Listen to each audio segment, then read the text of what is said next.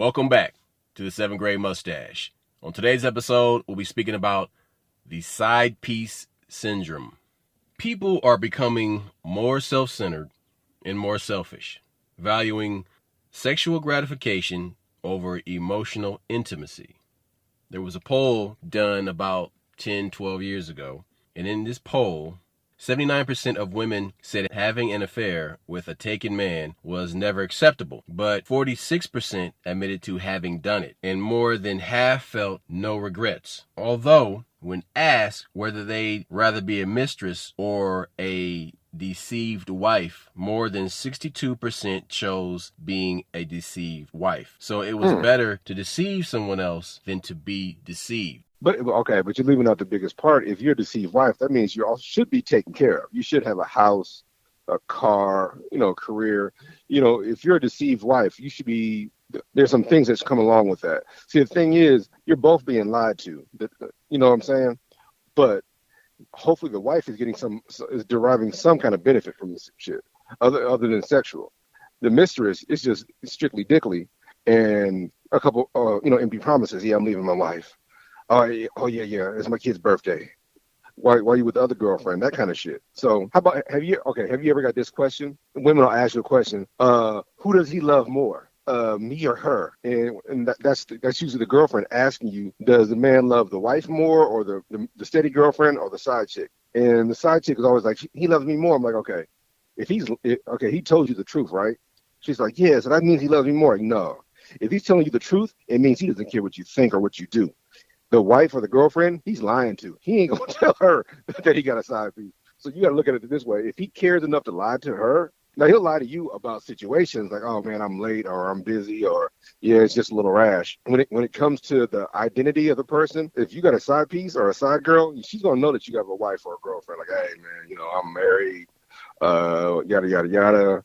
I can't stand her. Like, yeah, okay. But people choose to be a side piece for several reasons. They either don't want a traditional relationship, or they want only physical intimacy. And so they choose to settle for less than they deserve, because at least that's what they desire. But they're not okay with being the side piece, but they convince themselves that it's fine. That it's okay, yes. So people are the ones manipulating themselves into accepting the situation that they're not comfortable in. But why do people do it in the first place? This is generally a feeling that is intermingled with fairly frequent bouts of reality that they can tuck away in favor of what's easy. It's temporary acceptance and temporary satisfaction. But also is the fact that having a part of a person is better than not having a person at all, too. And we're not, since we're men, we tend to talk more about the men point of view, but you got to understand, women do this too, and men, you got a lot more men doing it now. Where like side piece is not gender specific. No. I mean, the term, you hear it more when it comes to women, but like for instance, when you talk about because a dude started the fucking term. The term, exactly, yeah. And so, but the fact of the matter is, you got a lot of dudes out here who know that they have a part of a woman. Prostitution is a prime example of multiple men using one woman for sexual gratification. Now, of course, she derives benefit, hopefully financially, and she has no illusions. Many of those men get illusions. Many of those guys that think strippers like them are being delusional. You know what I'm saying? She gave me her real name. Yeah, Candy's her real name. It's still ego-driven, ego-based. When it comes to the sexual gratification, a lot of that is still about ego. The problem is there's a broader group of people sometimes that are side pieces. And, we'll get into that later on in the broadcast. Okay, so these people, they need to manage their emotional vulnerability since their partner is not fully committed to them. So this means they need to protect themselves from getting too emotionally invested. And you could call it really a situation or a situationship instead of relationship, because it includes emotional distance that can fulfill a fantasy about passionate and dangerous love affairs. Now, the truth is, affairs are a forbidden romance and offer a stark contrast to the routine of a long-term relationship. So there is a crazy dynamic going on in this, because you have to compartmentalize feelings, Yes. emotions, and priorities. How about don't forget expectations too. Expectations as well. But see, you often see these needs shift from being just physical to emotional, and so you see this person that is the side piece, they attempt to turn the person that they're having the affair with by persuading them to leave the significant other. So this greed of wanting this person that belongs to a person just to fulfill their physical corporeal need, that greed grows, meaning I want more of this all the time. Because if you're a cheater, then and you leave somebody else to be with somebody, why do you think that person is going to be solely reliable and loyal to you? They won't, because your relationship was born out of deception. But in this episode, we're going to cover not just the relationship dynamics, we're also going to talk about political side pieces, business side pieces. We're talking about in the sports arena, franchise side pieces. We're talking about geopolitical side pieces, conspiratorial side pieces. So one that comes to mind when you think about side pieces are these people that are running for office that find themselves in a political tryst when they are aspiring to quote unquote greatness, but they're taken down, or their Achilles heel is their own greed. One such example was Ted Kennedy. Senator Ted Kennedy had an affair with a young woman named Mary Jo Kopechne. She died with him as he drove his car off a bridge on Chappaquiddick Island in 1969. Whenever you look up Senator Ted Kennedy, this Chappaquiddick thing always comes up. So he had two brothers die through assassination, JFK and RFK. And he was next in line. He was going to be the guy after these dudes had died. But this dude tripped himself up in his own incompetence that prevented him from, and probably saved his life. Yeah, he likes skirts. Yeah, but they all do. All the Kennedys are like that. Oh yeah, for sure. They learn from their daddy. Right. So them bootleggers. Don't forget, they're bootleggers. Right. they got their money from prohibition. So this guy was embroiled in that. If you look at all these people that are politicians, 60 to 70% of them are having these affairs because they're greedy ass people. John Edwards, ran for president, and he had an affair, and that took him down. All right. You had Mark Sanford, was the governor of South Carolina. This motherfucker told his wife that he was going on a hiking trip in the Appalachian Mountains. He was in South America having an affair with his side piece while he was supposed to be on this hiking trip. Yeah. So, and then you have the Reverend Jesse Jackson. Now, who don't pay child support? Well, but that's okay, because when he dies, this illegitimate child will get a part of his estate when he passes away. So, because he's an illegitimate adult by now. Yeah, no shit. But Reverend Jesse Jackson is a guy with a lot of side pieces. He's known. I've heard black women tell me that they've been in his presence and they couldn't resist him. So I'm like, oh, okay, this dude is just a straight player. That's all he is. And an opportunist and a coward. True. But we heard the same thing about Bill Clinton. That a lot of women say that he's irresistible. And you think to yourself, like, okay, I guess because I'm a man, I don't see it. But I don't want to be also, we came up in the hood where we don't want to be haters. If a guy has machismo, or a guy has that aura, that thing, more power to you. Yeah. But see, Slick Willie called Willie Brown the real Slick Willie because Bill Clinton is aware of this nickname that he has, Slick Willie, because he's just, a butt-naked reptilian. But Willie Brown came to fame in 1972 when he spoke at the Democratic National Convention, and he was talking shit about how the Democratic Party was corrupted and all this stuff, and he had this fiery speech, and people gave him a standing ovation for 4 minutes, and that was in Miami. This guy went on to become the mayor of San Francisco from 1996 to 2004. This dude has a very famous side piece, and she is now the vice president of the United States. And she is married to a cuck that her little boy that would do everything. See, she married the safe bet, while she was, finagling with the danger, or the risk takers and shit. And so, yeah, Kamala Harris had an affair with Willie Brown when he and she admits to it. Yeah. She admits to it. Yeah. Look, I'm gonna give you an example. See, Roscoe's getting deeper than I thought he wanted to. So let's go there. So this girl puts this situation on Facebook, and she's like, okay, so a mother is a husband and wife, and the mother is talking to her daughter. Yeah, she just lost her first love. They just broke up in high school or freshman year in college, and she goes, yeah, you'll find another love. I didn't marry my first love. I didn't marry my true love. And the husband's sitting there like, what? And so she's like, yeah, you'll have other love. So then the husband's like, well, who are you talking about? She's like, that's not important. And so the situation is, all the guys are like, look, focus on your daughter, stop being a girl, because the mom could have just been lying just to get the girl through this difficult time. But then if that guy's a fuck boy, he's gonna be like, well, who's your true love if it's not me? That tells you right there. Many times people marry not for convenience but for control. They marry the person that they know they can dominate. And so that's a male trait. But when a woman does it, all the guys on Facebook are like, go for it. And so this girl hits, I'm talking to her in the inbox, and she's like, I thought I would discover something. Like, nah. And I'm like, what you're seeing is that guys game recognizes game and game respects game. They all know she married the weaker of the two, or she married the person that she can dominate. Now, people throw out these different famous relationships. We see the Will Smith, Jada Pinkett, and we've all talked about that at length.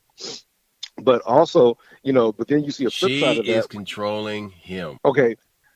I was simply going to say she's a dominant personality because he got money. He can walk away anytime. It's not a control thing. No, but you don't understand. The reason why he isn't walking away is because all of his kids aren't grown yet. Oh, yeah, no. Wait. Yeah, as soon as Willow and Mystery Boy leave the fucking house, he is out of there. But that's the whole thing is like, and the reason why he's doing that is because he grew up in a house with no father.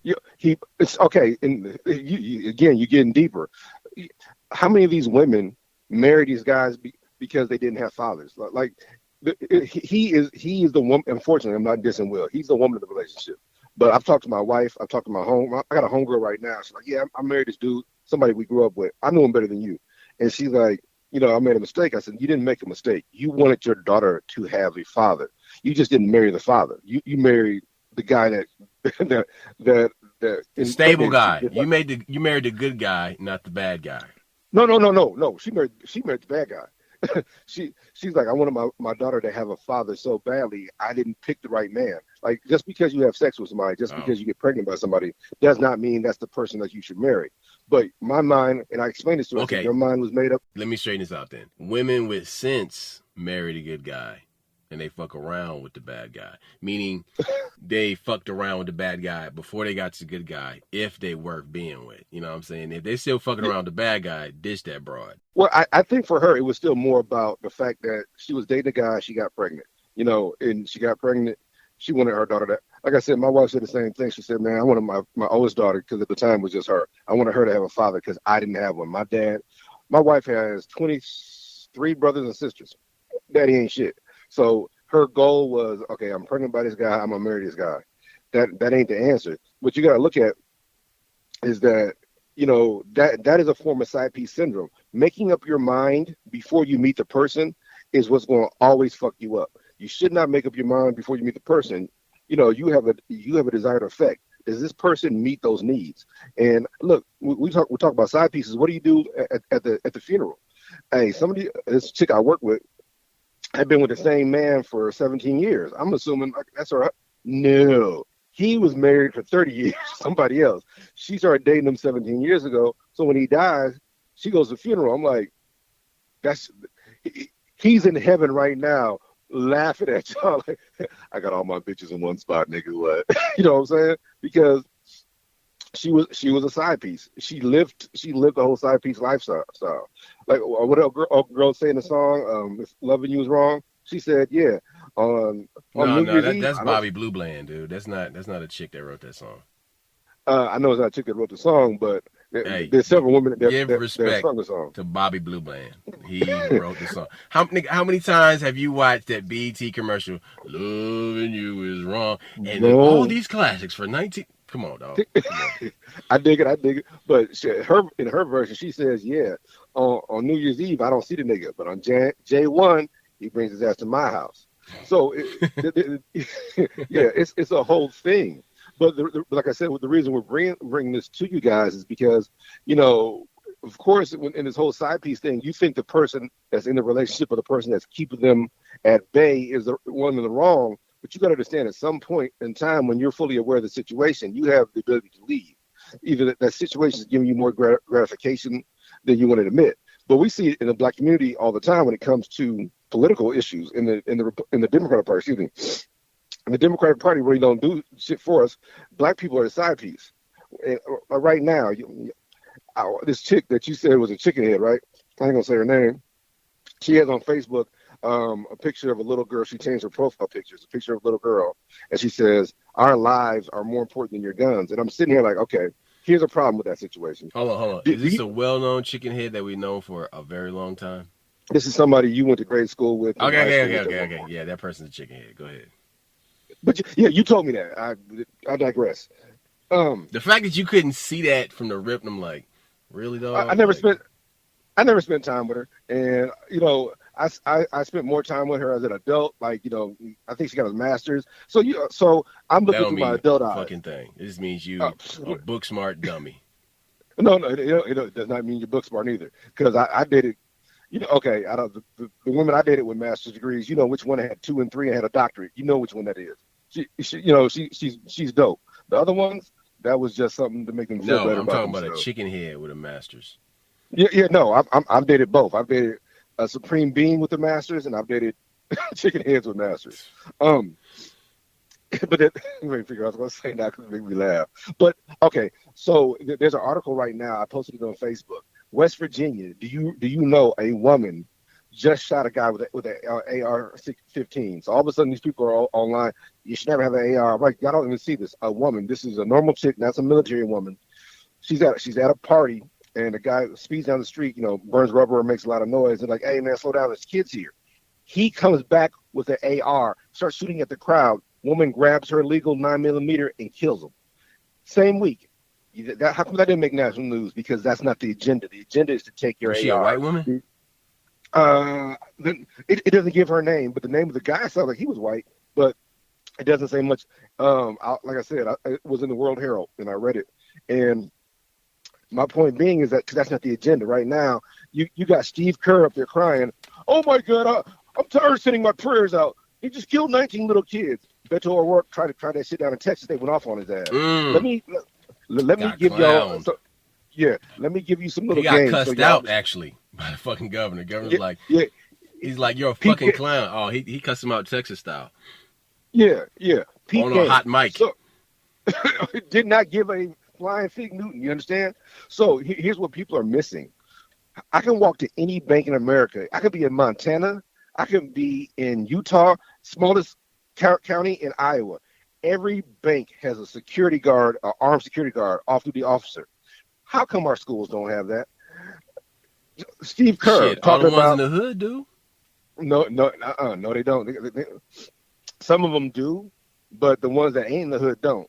Like that's kind of crazy because I remember under Clinton, somebody tried to shoot up a school in Tennessee. We got to get back to the topic. Yeah, I am. Hold on one second. We're gonna save that shit for another show. No. That's some hot shit. No. It's important because Steve Kerr is talking this shit. But have you seen the NBA playoffs? They got sheriffs. They got armed guards. These people love to cash it down from their ivory towers and shit. But if that's the case, Steve, why don't you pay for security for all these little schools? The bottom line is that this is how black folks get suckered in to conversations that ain't about black folks. This is the side piece syndrome that you talk about. This is what they say, arguing over the same master. This is we need gun control. Like, do you realize the gun control in this country was for your ass specifically? Because you're so brainwashed, now you're asking for it. You suck so much dick, now you're spitting out the white man's words. Stop that shit, black folks. That's side piece syndrome. I'm sorry. Proceed, my brother. All right. So on the geopolitical stage, when you look at the nations of the world, when you look at the continents that are the most expendable, the most exploitable, Africa is the number one. side piece of Everybody the world. wants a piece of Africa, but they don't come to Africa's help, to aid when they need help. They Mm. don't. They don't do anything. Like whenever all they want to do is show up, eat the food, and go back home. When Oh, get the diamonds and oil and the yes, gold, and then shit on the people. right. You know, So cause conflict. Yes. and right. So when they are having problems in Africa, nobody comes around to help. Everybody's there to just take, and nobody gives anything. But or if they do give anything like aid, it's attached to something that's going to make that African country even more dependent on the On foreign power. IMF or these international banks. And so Congo is a great example of that because there's the Congo, and then there's a country that used to be called Zaire, which was Zaire from 1971 to 1998. And that now is called the Democratic Republic of Congo, which is right next door to What? Congo. Wasn't it Rhodesia before it No, was no, before? no, no. Which one is that? That's further south. Okay. Okay. Yeah, that's more south east. That's closer to South Africa. But the Belgian government, they had a roundtable conference in January of 1960, and they invited 96 Congolese officials from 13 political groups. On January 27, 1960, Belgium agreed to independence for Congo, and on June 30th, 1960, the Congo became independent. And so Congo, which was split from the Democratic Republic of Congo, one was run by France, the imperialism of France, which was the DRC, and then Congo was controlled by Belgium.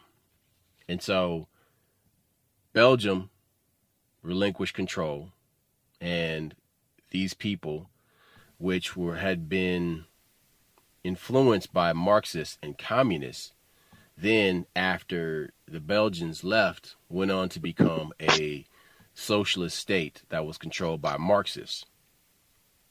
And so they were asking Russia and China for aid in, different types of situations, militaristic and aid, some of which they did not get. But yet they were loyal to their ideology of Marxism and communism. But it became a failed state. I'm talking about the DRC, Democratic Yep. Republic of Congo. And it was allowed to become destabilized for the purpose of easier exploitation of natural resources. So everybody who has a cell phone, internet, Wi-Fi routers, computers, those circuit boards are made from minerals that are extracted from mines in the Congo. And this place has become a complete shithole, a human rights violation atrocity where women are raped constantly. There's child soldiers. There's, deplorable living conditions for the average person. It's Yeah, not and safe to France still live there. charges. I think France still charges them rent too, where like they have like a railroad system that's like from the 1960s or something like that, Hmm. and France owns all the buildings. These buildings are dilapidated, but they still charge them like a crazy amount of rent. Well, the crazy part is if you go into the jungle, you see these homes that were built. It looked like 19th century homes, and they were built in a style of French architecture. And those were for the colonists that were there from France. And the jungle has completely swallowed these houses up. So this and many countries in Africa suffer exploitation from corrupt politicians that are the handlers. Their handlers are in European countries. And so what they do is they offer them credit in Hmm. the IMF, in the World Bank, and basically we're going to give you zeros and ones and a villa in Switzerland for control over the natural resources. So you and your kids will live well, but the rest of your people will not. Well, let's tie this to the But see, side but piece that conversation. becomes rules for thee and not for me. No, for ye, yep. Well, what I was going to say is like you saw how they were courted by Marxism and socialism, And even though those people left, they still subscribe to that's the side piece syndrome. You know, when you start reciting the words of your oppressor and the ideology, not just the words, but the ideology of your oppressor, that means you're setting yourself up to be oppressed by anybody else that comes in. They don't even have to lay the groundwork. The groundwork was laid by somebody else. You ever hear that saying, a hoe is born, not made? What they're saying, is that the life experiences of this woman are what made her that way. Not the pimp. You know, people, don't get me wrong, the pimp is a bad guy. But her life experiences, what she's seen her mother go through, what she's seen her father do, that kind of stuff. Well, that's how these nations are. They literally go through some shit, and instead of fighting it, they basically submit to it, even though that oppressor is no longer there. France is no longer there. But whoever comes in, the groundwork has been laid. And so, like, oh yeah, you'll take a loan from us, but we ain't gonna fix shit. You know, that kind of stuff. Or you give away all your rights, like that one African nation that gave away the right to their international airport to China because China built some shit. You know, or so we see this, like you said, geopolitical. Like, you literally have other nations coming into Africa, which is a continent, taking over 2 or 3 little nations. And we'll build your infrastructure. We'll build your roads, but you got to give us political power. This is the crazy part. The Chinese are doing a half-assed job of building those roads, because when you look at the roads they built and you talk to African people from those countries, local to those places, what they'll tell you is that they build the road halfway and they just stop. So you have this road that just goes into the desert for about 20 miles and it just stops, because they did just enough to say that we did our part, and then they just walk away from the project. So yeah, we kept up our end of the bargain. That's all they're saying. Right. But see, that's, people don't realize that half-assed Chinese way of doing things is not exclusive to Africa. They do it to their own people. They have skyscrapers that just fall over because they're shitty construction. There's news stories of whole skyscrapers just falling over.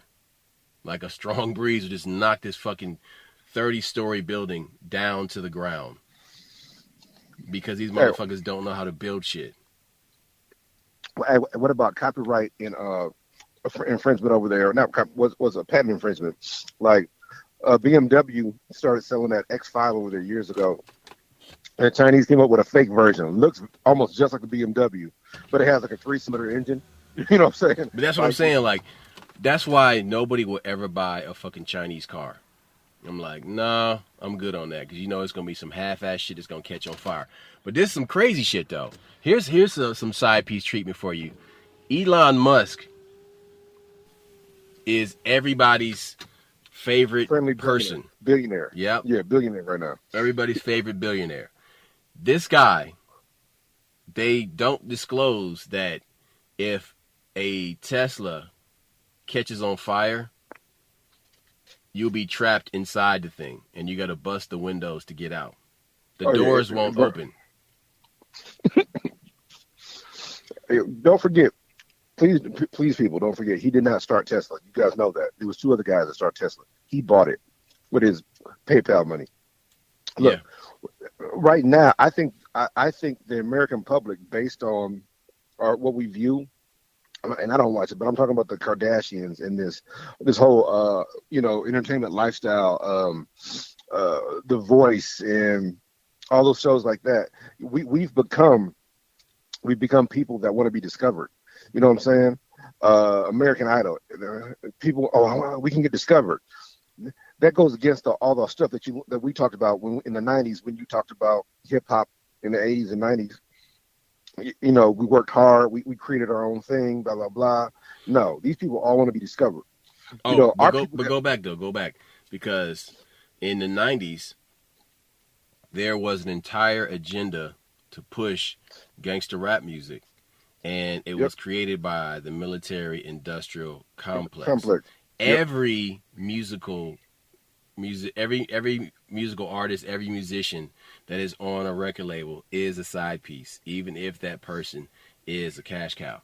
So this is the thing. Like, go back further in time, where you had all of these black musicians that were being robbed because they weren't being told that they need to own the rights to their music and their publishing. Now, Chuck Berry did, though. Howlin' Wolf did, though. They knew. Howlin' Wolf was rich. People don't understand how rich he was. We equate richness to certain things, but I remember he went to go visit his mom. He gave his mom $2,000 bills, and because he had slipped it to her, and the guy was like, "Was that 1,000?" Because it was a white guy doing the When they I've stopped never making seen those? it had to be 80s, 83, somewhere around there. Mm. So, late 80s, early 80s, late 70s. Pardon me. But so Sam Cooke was one of the ones that owned his shit. Whenever you hear about these black guys dying, it's always the ones who tried to own their shit. It's always the ones who would not be shit on. And I get it. It had to do with a woman and her husband, blah, blah, blah, whatever, side piece shit. But if you pay attention, he was one of the guys that owned his masters. He wasn't he was one of these guys that owned his shit. But Again, see, that's another Mike, situation, though, where a side piece got a man killed, though. A man fucking with a side piece got killed. That's what happened to him. But again, everybody talks about how questionable that whole situation was. The bottom line is that that was the same thing. Remember, they used him to get James Bond in line. They said, "Do you want to end up like him?" So when you hear that kind of story, it makes you think that it wasn't just a jealous lover. It was that was a setup, because he had been banging out. They said he had been banging that broad for years, So it was a Chinese chick. See, I mean, look. Let's talk about Chinese spies in America. You know the story about that one chick that was banging the FBI agent and was banging the Secret Service agent at the same time in San Francisco, and she was married and she was a Chinese national.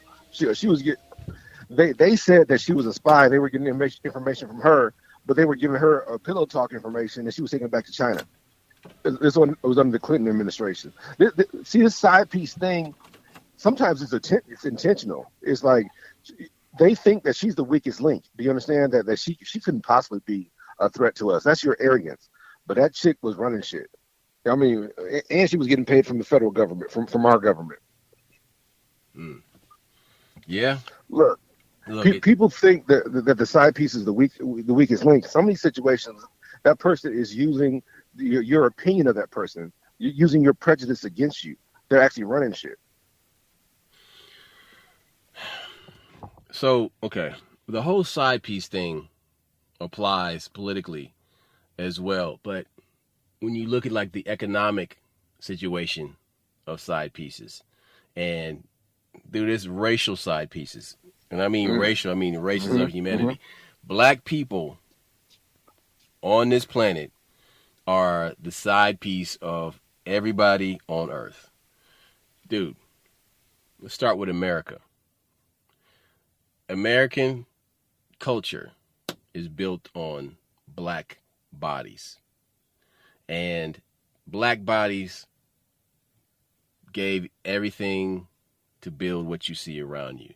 Now, people tell you, oh, no, this town wasn't built by black people. Hold on, wait a minute. Stop. Now, go back to when this town was only 10 square miles, 120 years ago. Who was living here and what kind of people built this? Oh, and who settled it? That's right. Black people did.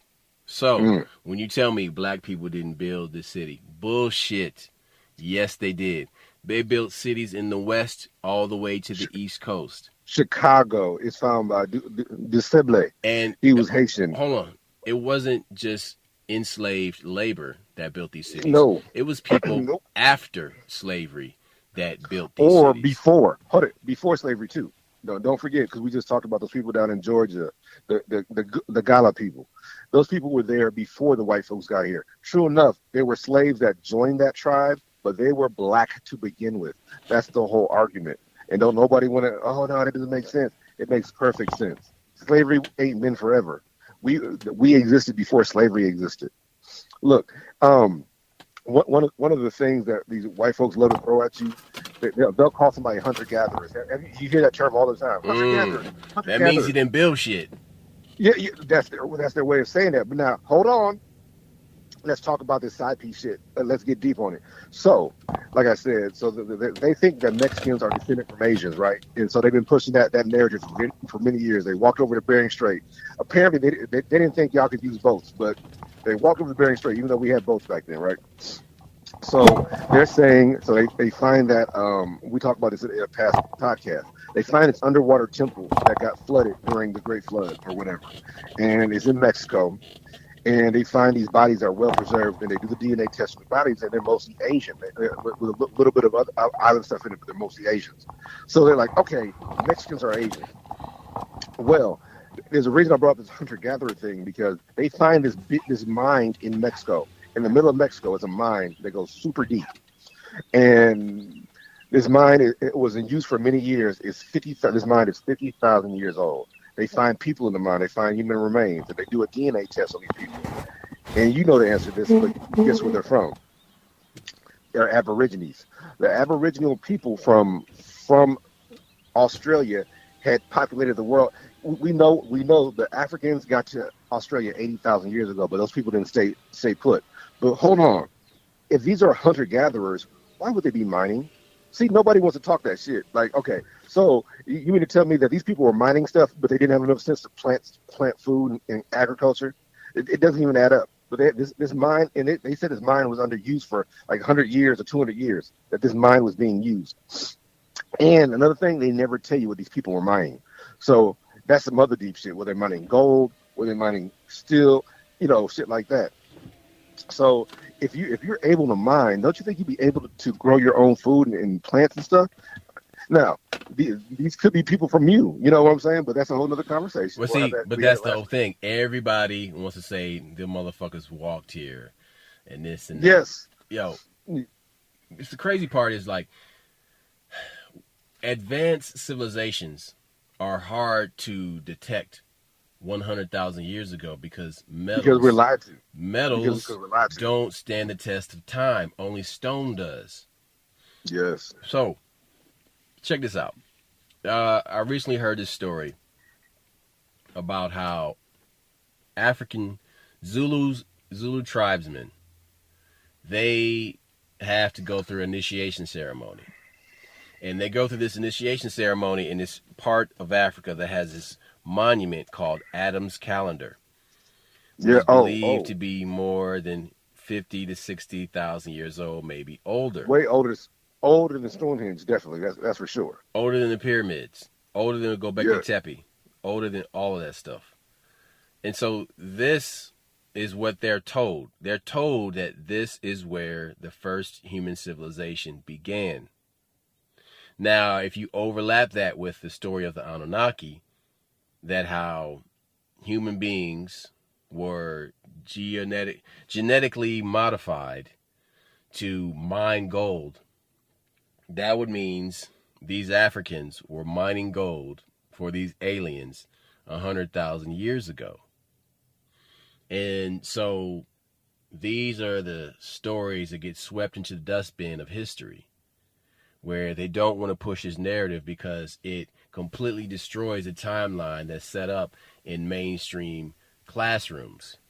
See the way I see just the opposite. I see that we weren't mining for them jackasses. We kicked them out. We evicted the landlord because it's.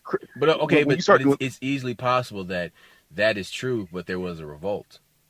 Yeah, no. I'm in agreement because it's crazy. Here's my thing. What were they mining? They never want to tell you what these people were mining because that might be the answer to some shit that they were mining lucite back then. They were mining some other shit way back then. That means that they were civilized because that's another thing they tell you about the Aborigines. They weren't civilized. Back to the Zulus. What about what's the one that had the stone house? So. The white guy goes to South Africa. They find his kingdom of I can't think of the king. I don't want to give the wrong name, but it means House of Stone. And so they said the Zulus couldn't have done that. They said this is the kingdom of the Queen of Sheba, way in South Africa. Now we know the Queen of Sheba came from Ethiopia. But she's the most famous side piece of all. Okay, was she the side piece or was King Solomon the side piece? Let's talk about it. Who was richer? Who had more education? Well, the crazy part is that King Solomon was all about exploitation because his Yes. mines were all over the world. And he would send people to other countries where he has no domain to go in there and steal shit out of these fucking mines. And the treasures that were in his temple were treasures that were looted from other civilizations. Well, but hold on. Like I said, was the Queen of That Sheba? was reported by the Knights Templar when they went to Yes. Jerusalem. Oh no no. I was simply saying. So who was the side piece? Who had the most money? Was it the Queen of Sheba or was it King Solomon? That's all I'm. That was my question. Was who had the most money? Who was the bigger G? Because she came, answered all his questions. He was like, oh shit, this bitch, this ain't a regular chick. So she goes back to her kingdom, pregnant. That's how Menelik the first is born. We get all that, but like I said, history, because it's written by men, says that she was the side piece. But if you look from a historical point of view and what she was in charge of, that Franken Mur, that market, which still goes to this day, but you can't find anything from King Solomon. And they say King Solomon's mines weren't gold. They're saying it was nickel and copper and shit, which is another thing they talk about. So I'm simply saying that who was the side piece? It might have been Solomon, may not have been the chick.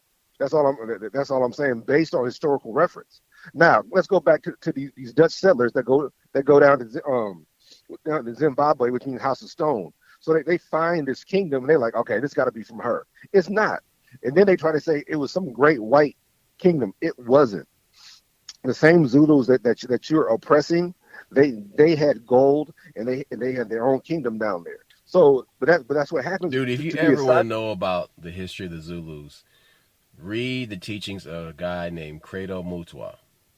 All right, he was an African Zulu shaman, passed away recently. But this guy was always talking about reptilians and how these basically the equivalent of a skinwalker ranch in the Zulu Nation area, and how they would come in contact with these reptoid type of beings all the time. Yeah. Like, okay, you said some really deep shit in the last podcast when you talked about how come all these religions and all these how do you describe it? All these trains of thought have the exact same characters. The Egyptians have 5 basic people. You named all these different cultures that have this. Greeks and the Romans all had the same characters. They all copied the stuff that. Whoa! No, that's not. That's not what you said. You weren't talking about the copy part. What you were talking about, this is obviously this is something that they're trying to push on us. Maybe this is a train of thought that keeps us in line even to this day. You had said some really deep shit. I don't think you caught yourself. No, I did. But I'm like, because I wrote it. Dude, hey, you can write some. Hey, Stephen King does not remember writing Cujo. Just so you know that he said I was on so much cocaine. I don't remember writing Cujo. I'm like, this is a great book. This is a great movie. So you can be dope and not realize you're dope. Screw you. But that's the whole thing with the side piece thing, is that it's a way you've been trained to think a certain way, and when you read these books, or you get it indoctrinated to this education system, when you get used to hearing certain things and you just recite it. That's what I meant by it's so many black people sucking white folks' dick that they just spit out white words and don't realize it. I wasn't trying to be vulgar. I'm explaining to you that you've been brainwashed and you don't realize it. And then when someone tries to open your eyes, you actually will fight that person. That's the power of the side piece chick. I told you this story off the air. So these 2 women work with at the time I had a roommate. You know who my roommate was, and so one of the women is our homegirl. She comes to the house. She's black. And there's another chick, a white chick. So they're both banging the same. And I told you this. He's a semi-pro football player. They're both banging the same dude.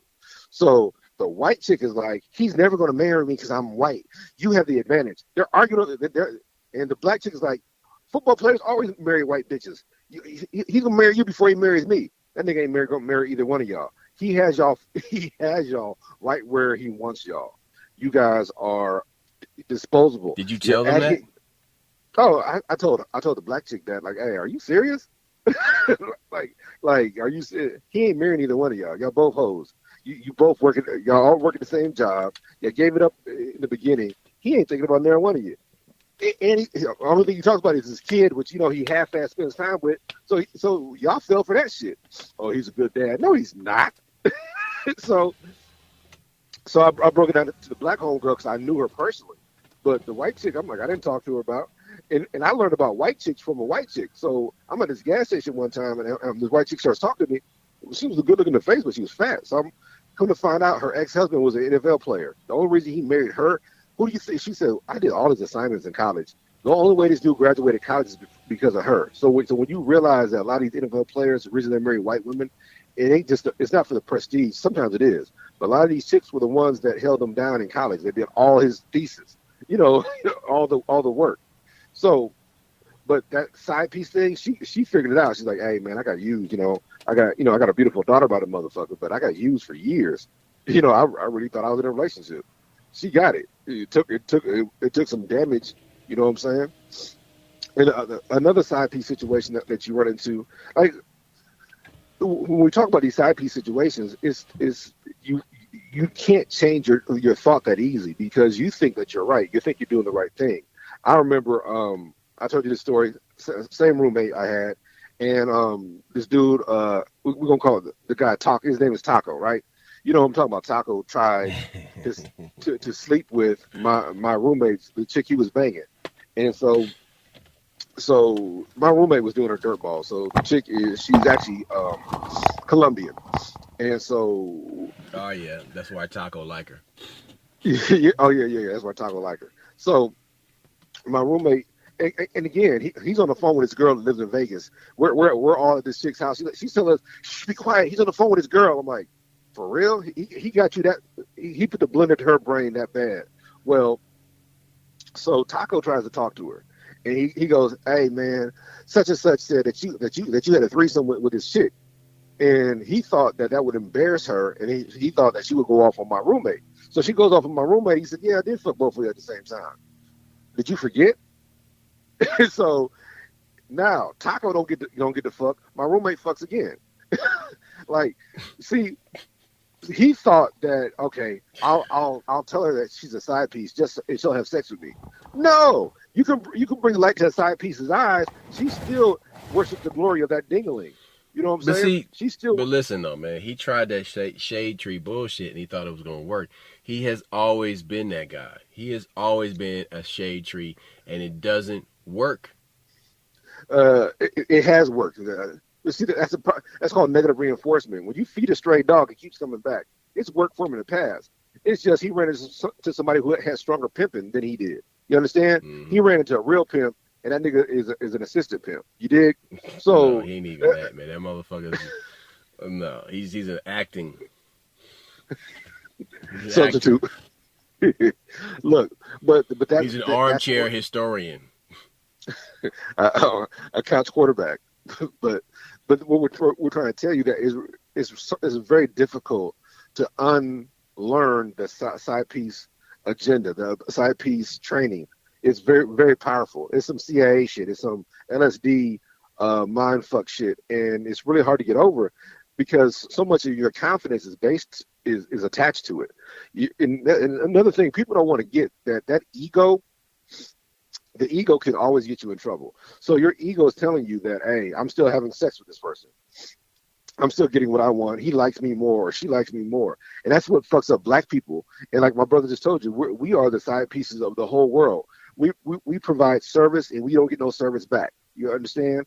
Or we get a minimal amount of service back. Or one of us might get paid, but not all of us gets paid.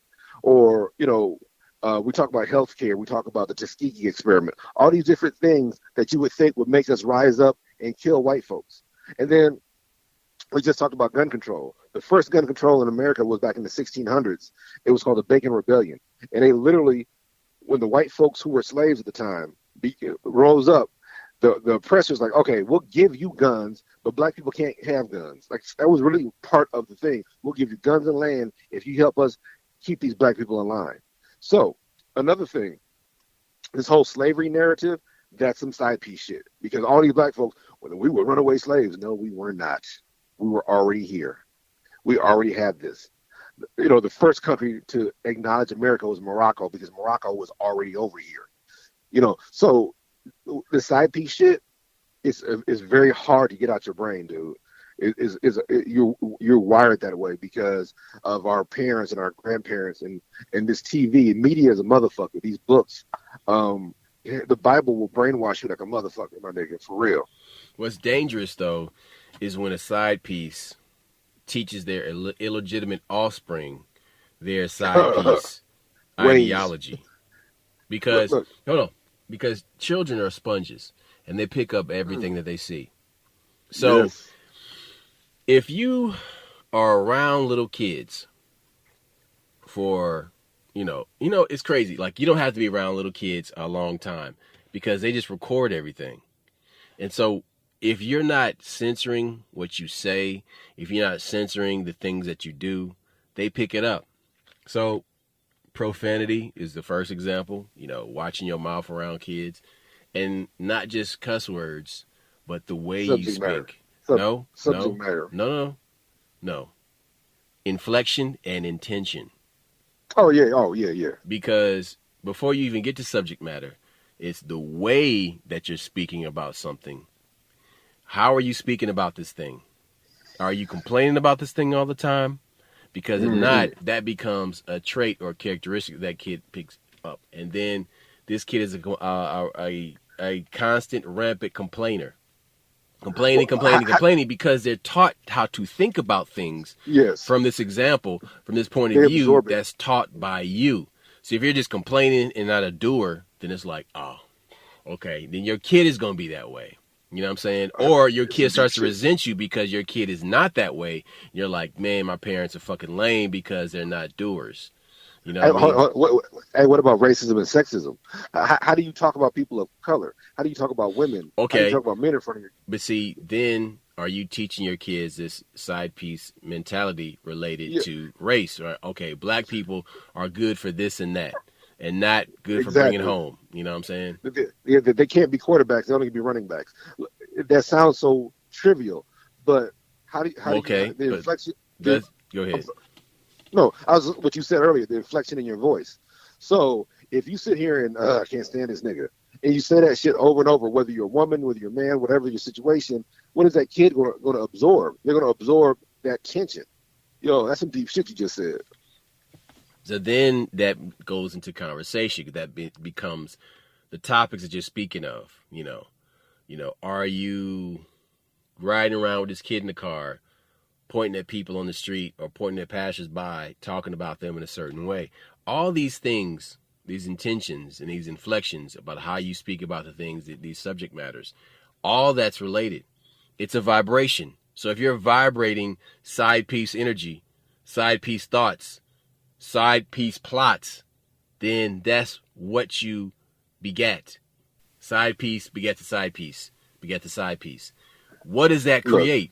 That creates an entire subculture that is completely toxic and useless, that does not move a civilization forward.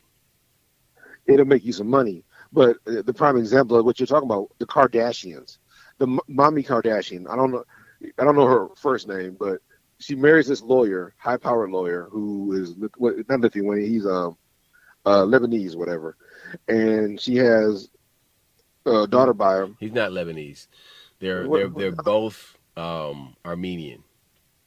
I thought he was Lebanese. I thought she was something different. No, that's an Armenian family. Hold it. I don't know because I don't keep track. So please forgive me. Rob Kardashian, OJ's lawyer, was Armenian. Okay, so that name Kardashian is Armenian. They took their father's name. She took her husband's name. Yeah, she was married to him, has daughters with him. But now, hold on.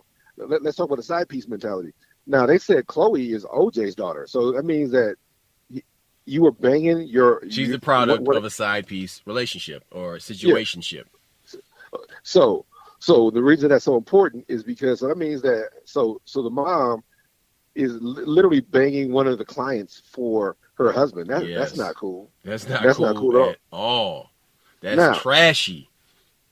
But again, because you have enough money, people think that she's the shit.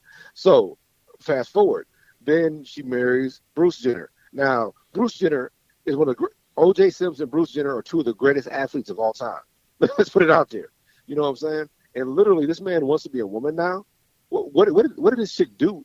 That's because she's manipulative. She's dominant. She does little shit. You know, she keeps niggas. She whatever she has. She cut his balls off, man. Yeah, she literally cut this man's balls off to where he does like, all right, man, fuck this man shit. These bitches got more power than me. I'm not gonna be a bitch. You know what I'm saying? So, and you even on the show, look, man, whenever you see these women that don't want a man to be a man in the relationship, it's only because of that woman wants control. They want to be controlling in that situation. You know, dude, look, you might have fucked some of these broads, you know what I'm saying, where that, yeah, the sex might have been good, but she was a bitch. She was a person that you did not want to be around, really, you know, outside of just fucking. It's because that person is a control freak. But the problem with that control freak shit is she's willing to do shit to get that control. She'll figure out what you like. I had a chick like that. I'm like, you know, I'm not gonna be with you. Like, I literally was banging you when her ex-boyfriend knocked on the door. I'm like, I'm not stopping. And so don't go down there. You have to fight him. I'm like, okay, I'll fight him, but I'm not gonna fight over you. I'm fighting because I'm going to my car, and if this motherfucker don't get out of my way, I'm gonna fight him like a lawn chair. I'm gonna hurt this motherfucker. So, but she liked that controversy. She liked being in the middle of shit. You know what I'm saying? She loved that shit. She reveled in it. And another thing, look, I have no problem with a woman being in charge of the relationship. You know, but sometimes you see that shit. Yeah, hold it. I didn't say it's for me, nigga. It ain't for me. But it's a situation where, look at Dwayne Wade and Gabrielle Union. You know, she's in charge of that shit. You know, I'm sorry. Your son shouldn't be wearing a dress. Now, don't get me wrong. When he's grown and he's gay, that's fine. But you do need to establish some boundaries. I have nothing against gay, trans, or anything else. But I'm saying that sometimes these people, they're saying this stuff. You know, sometimes the kid is playing. Sometimes the kid is joking. Sometimes the kid is trying to figure some shit out. And that's the whole point. These kids don't know who the fuck they are, and they need to live their life and grow the fuck up and have experiences, and then get the fuck out the house and do whatever the fuck you want to do. Because your frontal cortex is still growing. So therefore, you should not have sexually elective surgery before the age of 25. Look, how about the fact that you shouldn't even be having breast augmentation at a certain age? Like, look, because your body ain't done growing yet. You don't know what you're going to get. You always read these articles. Remember David Robinson? Remember he was like 5'6" when he joined the Navy or whatever. He became 7'2" while he was in the Navy. He was supposed to be a fighter pilot. That's crazy. Yeah, dude, his growth spurt was like 2 years. So people, all this shit, your body's not done growing yet.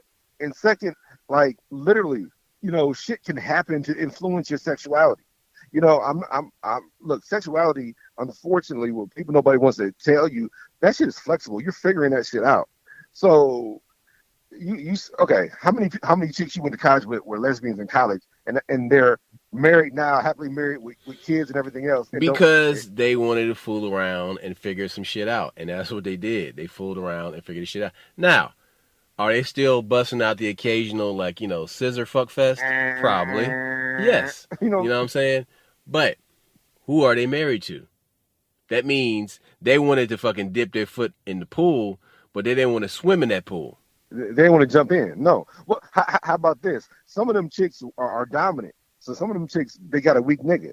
But some of them chicks are with a dominant dude, and like, because, look, I slept with a couple lesbians where everybody told me that chick's gay. And I run into her in a different setting. Next thing I'm like, okay, she wasn't gay with me. But what it is, she liked that dick.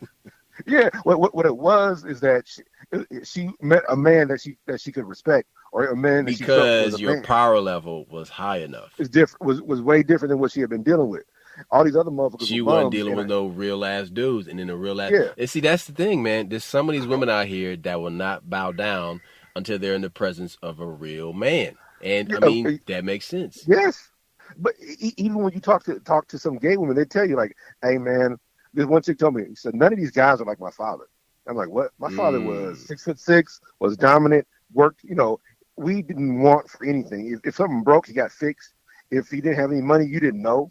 And I think sometimes that's a good thing, sometimes it's a bad thing, not let the kids know the situation. Like, hey, kids should be allowed to be kids, but also kids need to know that you got limitations. I can't afford Jordans, so don't ask for them. Or you ain't getting those. If you want those, like, we were forced to earn that shit on our own. We had similar parents, even though we had different parenting situations. The message was the same.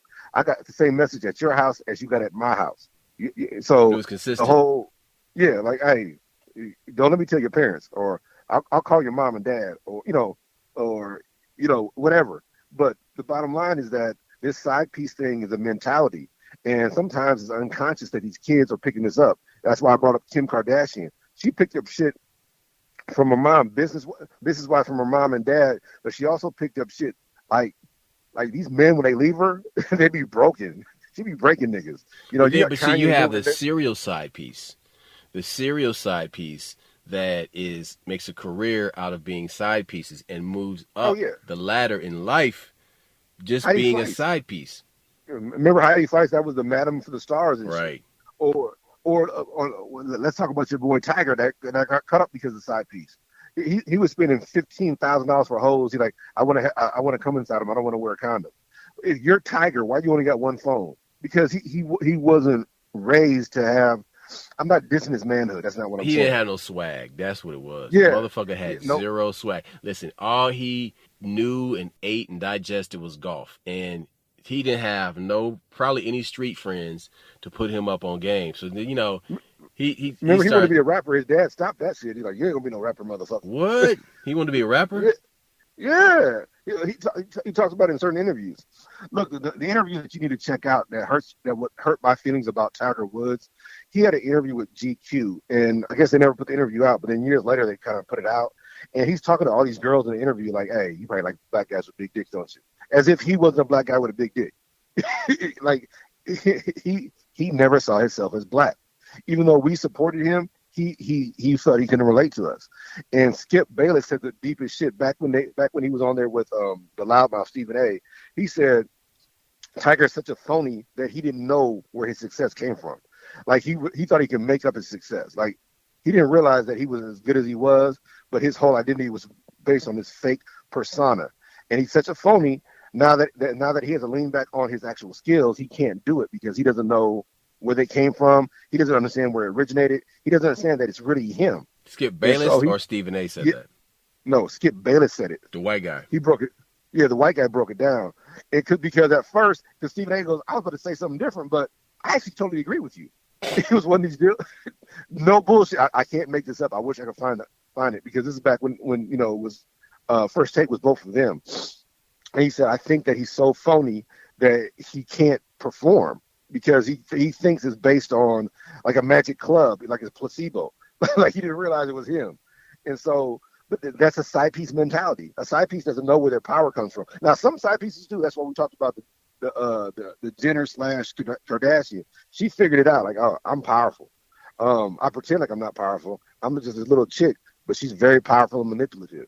But a lot of these other ones, and that goes back to black people being side pieces. That we sit here and we cater to the dominant society, and everyone we try to have value. You got to do this. You got to do that. This religion, that good Christian, and all this other shit. I want to say this in closing.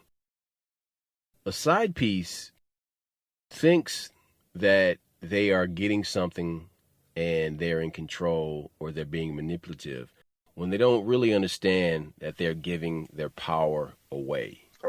Yep. And bottom line is a side piece is really in a sunken place and doesn't really understand how valuable they really are. So they're willing to trade their better parts of their being for convenience and for temporary satisfaction. They want to feel good and not be good. When we've talked about that in the past, like they want to derive some kind of, I feel good, but they don't want to derive any monetary value, any land value, the things that transcend. They don't care about that. They just want to, I feel good today, master. Thank you so much for letting me live in this house when the land belonged to me to begin with. The building techniques are mine. That religion that you have came from my people. So not knowing your place in the world makes it very easy for you to be manipulated and be a side piece.